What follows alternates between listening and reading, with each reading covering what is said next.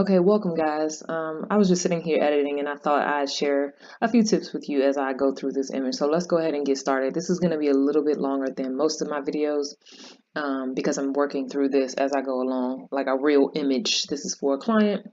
And so what I have here, I'm using the healing brush tool.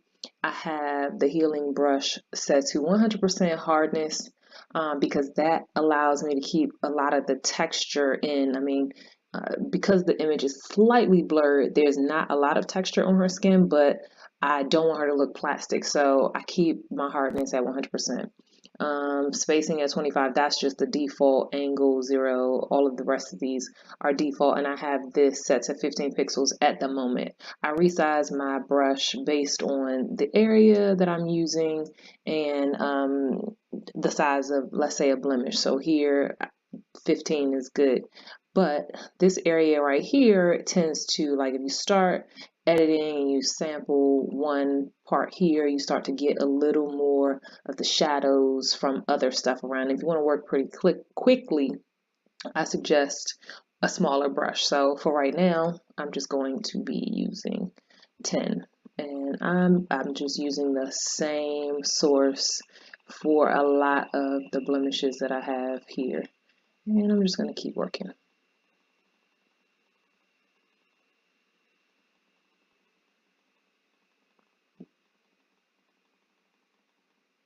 I'm really just going after the highlights and shadows. Any place where there is a dramatic change in color, that's what I'm targeting.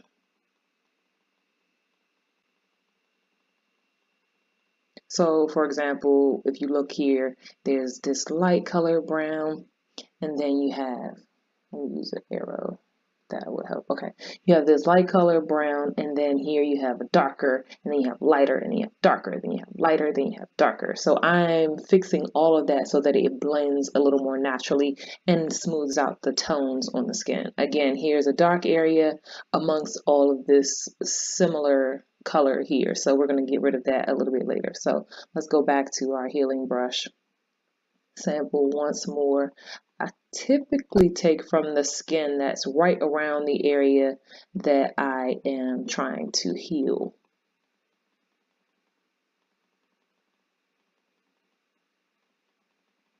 And take all of this with a grain of salt because I'm just explaining as I go along, but really I just go with the flow with a lot of this stuff. If it doesn't work out, I just change it.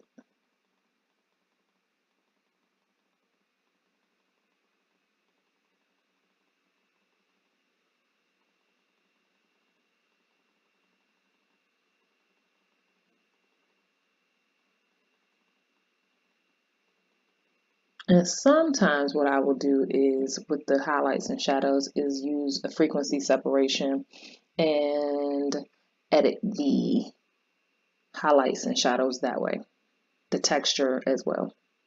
But for right now, this seems to be working really well. So whenever I'm editing, I have a set of tools or procedures that I will use. So if one of the basic tools that I typically use, such as the healing brush, works perfectly fine, I'm just going to stick with that.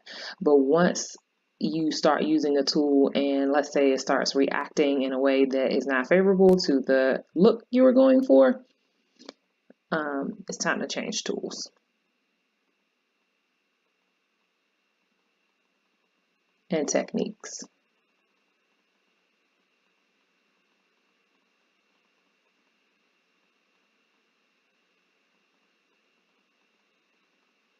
All right, so we've got that area cleaned up really well. And I'm really just going overboard with this, but just want you to see what it is here that I'm targeting. Just smoothing out the tones. That's my main issue. It's my main goal. All right, so we've got that there. I like to leave a few bumps on the face in certain areas just so that it looks like, you know, natural skin. I'm not a fan of closing up all the pores and making the skin super duper dewy, but this here is still bothering me a little bit, but I can fix that a little bit later. I'll show you how I do that. So next what I'm going to do is just duplicate this layer here, and I'm going to tackle this big shadow right there, still using the healing brush tool, and I'm just using the skin that's around the area that I'd like to fix. Perfect. Okay. Again, I like my images to look fairly natural, so I'm undecided right now whether I'm gonna leave this as is or soften it a little bit. So I like to stay with just a few layers here. Once I know for a fact that it is done, that's all I'm gonna do on, let's say, the side of the face, and I like it, I'm gonna go ahead and merge down. Sometimes I regret that.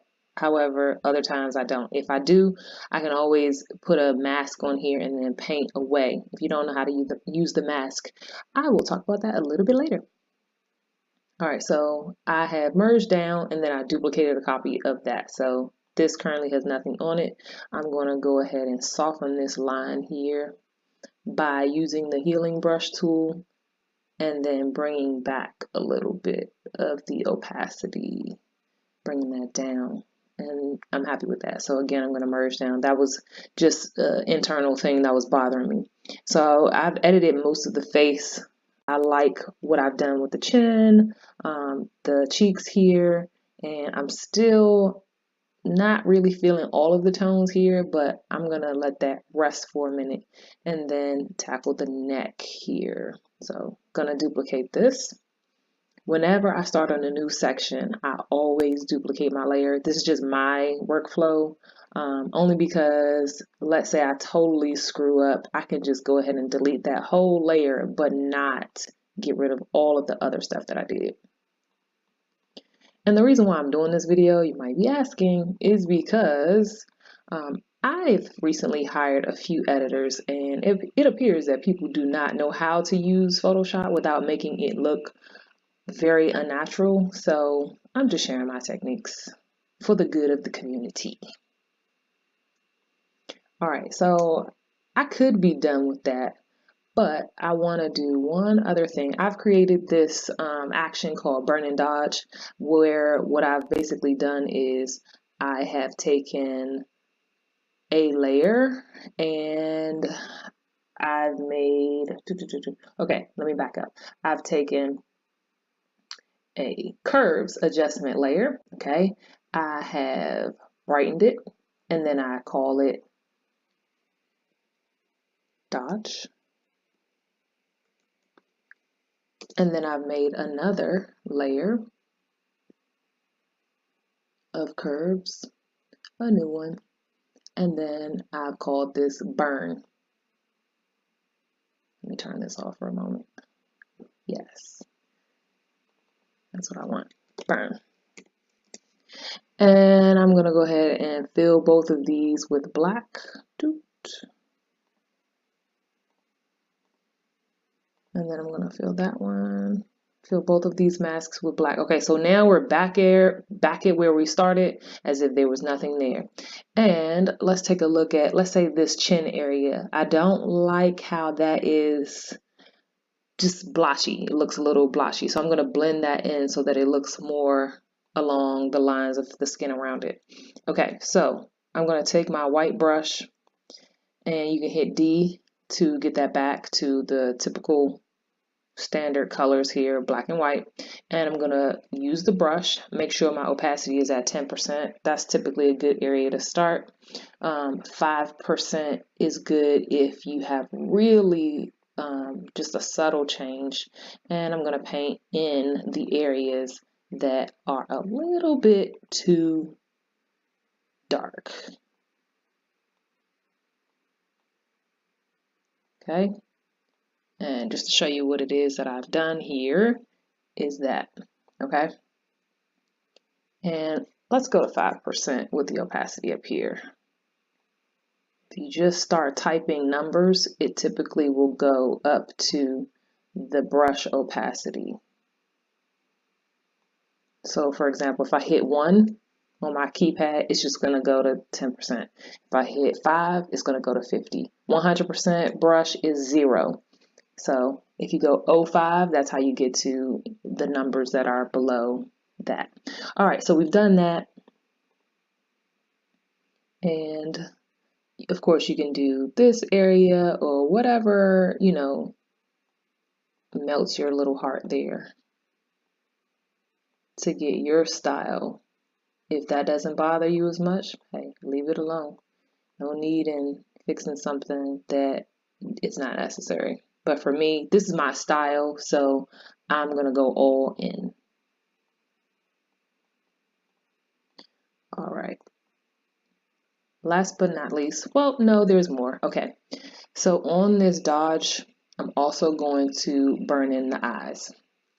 So I like to go to 10% and just brighten the eyes just a little bit right there, because sometimes the eyes are a little bit dark, and that's where the viewer of the photo connects with the subject. So I'm just making it subtly bright.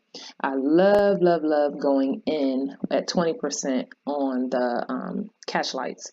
That just makes the whole eye pop.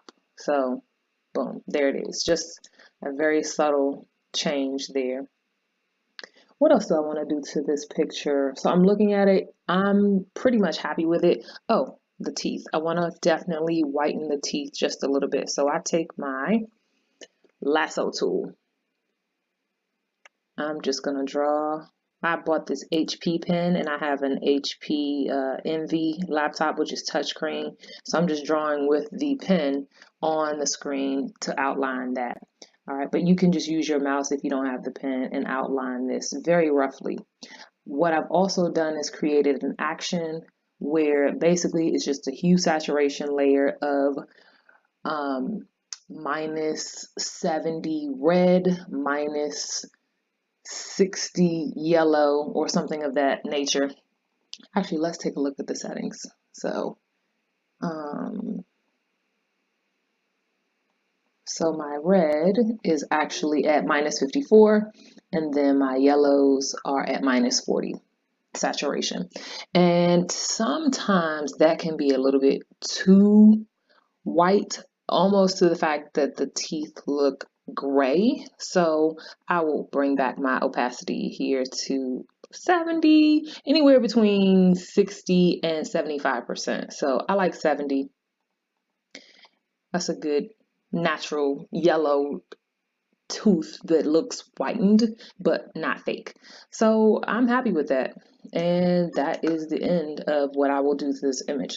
So I'm gonna go and show you guys everything that I've done on this photo. I've edited the neck, I've done the circles and lines, shadows under the eyes, I've whitened teeth, I've even fixed the texture on the lips here. I did that before I started recording. I said, hey, I should probably share that with people. If you have any questions about anything else that I've done to this photo, feel free to let me know. I'm happy to answer those. Feel free to like this. I know it's much longer than my other videos, and I apologize, but some things just need to be spelled out. I had fun doing this. Talk to you guys soon.